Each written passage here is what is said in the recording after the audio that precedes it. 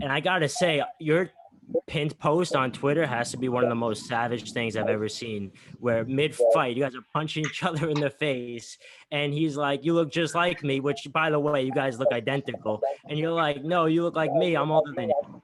So that was awesome.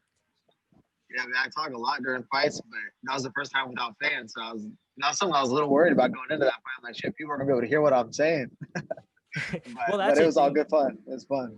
That's a thing. As a fan, like you definitely miss the fans there, the electricity from the crowd. But that's the thing, is you hear each other what they're saying, and you hear the impact a lot more. So it definitely has its pros and cons. And I just wanted to ask you, because you won the Contender Series, right? So how was, that did that play in your factor, having some experience with that, or no? Yeah, actually, that's exactly how I looked at the fight going into it, because I got the Contender Series fight 3 weeks notice. I got that Ray Borg fight 3 weeks notice, and then also it's going to be in like an arena without any fans, very similar to the Contender Series. Contender Series, you could bring like each fighter could bring like 5 people with them. That was it. So it's basically no fans, So super intimate setting. So that's exactly how I looked at it.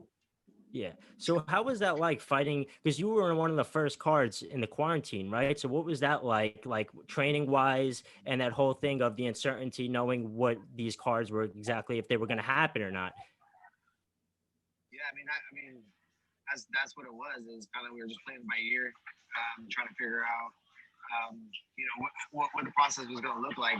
Because you don't usually have to show up for fight week and get a bunch of stuff shoved up your nose, and every other day. So, but it wasn't too different. I mean, I just brought some boys out with me. They stayed at my house. We all just stayed together and trained together.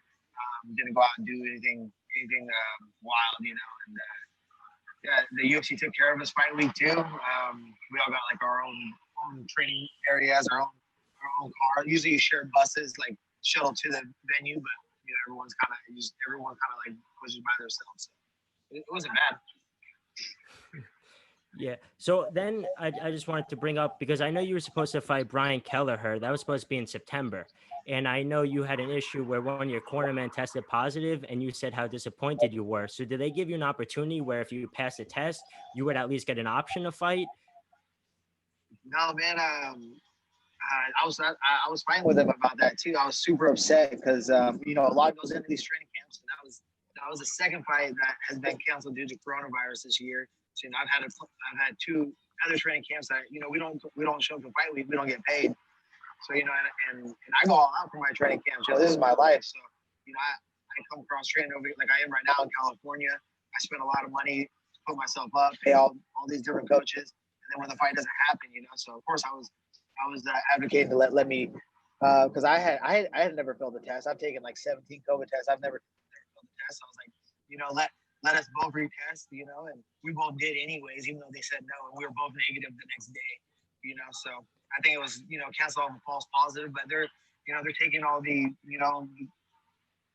just being super careful, So it's not like I can be mad, but I was. I mean, I can't blame you. I understand.